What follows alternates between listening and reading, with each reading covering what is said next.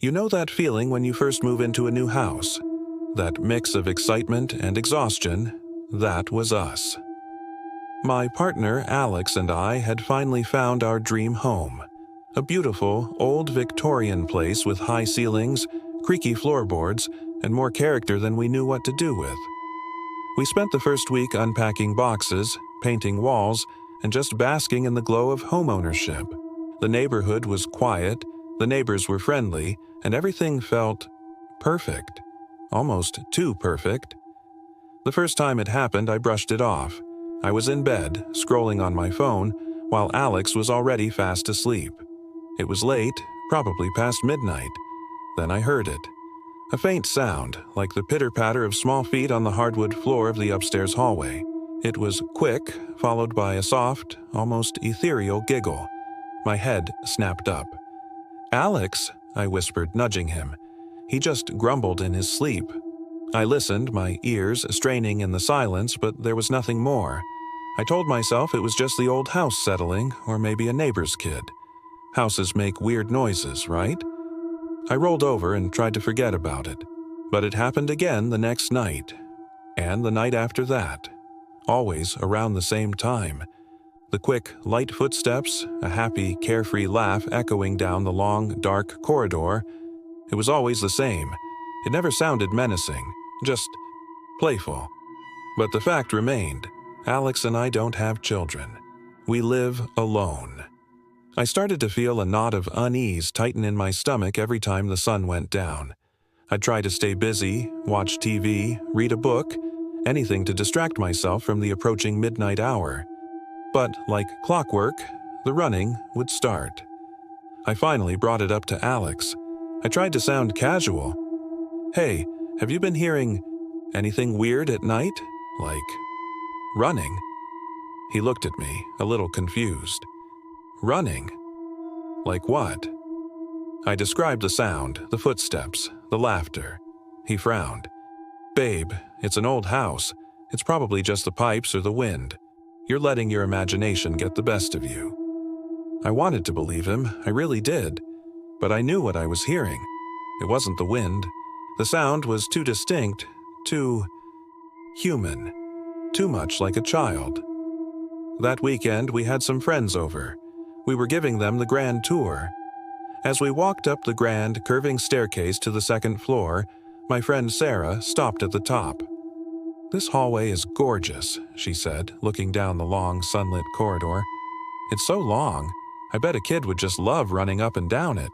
A shiver went down my spine, cold and immediate, despite the warm afternoon. I forced a smile and quickly changed the subject, leading them into the guest room, but her words stuck with me, replaying in my mind. Later that night, long after our friends had left and the house was quiet again, the running and laughing started, and for the first time it didn't just sound playful, it sounded lonely. I started doing some research. I went to the local library, digging through dusty town archives looking for anything about our address. It took days of sifting through old newspapers and property records, but I finally found it. A small article from the early 1900s. It was a tragedy. A family had lived in our house, the Pattersons.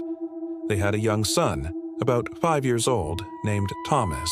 He had fallen ill with a sudden fever and passed away in his room. The room that was now our bedroom. The article mentioned how he was a bright, energetic boy who loved to play games and run through the house. My heart sank. It wasn't my imagination. It was Thomas. Knowing his story changed everything. The fear I felt was replaced by a profound sadness. This wasn't a malicious presence. It was the spirit of a little boy, stuck in a loop, forever playing in the hallways of his home. He didn't know he was gone. He was just doing what he loved. Alex was still skeptical, but he could see how much this was affecting me.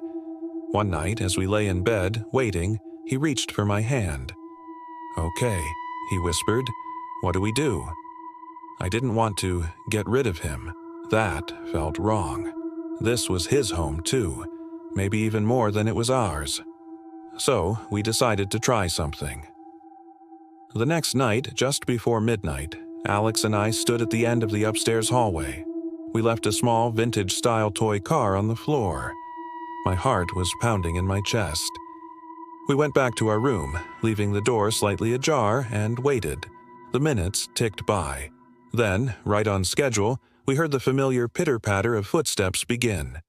They came down the hall, closer and closer, and then they stopped, right where we had left the car. The silence stretched on, thick and heavy. There was no laughter this time, just silence. After what felt like an eternity, we heard the footsteps again, but they were different, slower. They walked away, back down the hall, and then there was nothing. The next morning, I crept out into the hallway. My breath caught in my throat. The little toy car was gone. We never heard the running or the laughing again after that night. The house felt different. The silence was no longer heavy with anticipation, but peaceful. It was calm. Sometimes, late at night, I think I can almost feel a sense of gratitude in the air. A quiet thank you. It's like by acknowledging him, by giving him one last toy to play with, we helped him find peace. We still live in the old Victorian house. We still love its creaky floors and high ceilings, but now it feels less like our house and more like we're just sharing it. And we're okay with that. It's our home, and in a way, it's his, too. Thanks so much for listening to my story. It's a strange and personal one, but it's one I felt I needed to share. If you've ever experienced something you can't quite explain, I'd love to hear about it in the comments below. And if you enjoyed this, please consider hitting that like button and subscribing for more stories. It means the world to me. See you next time.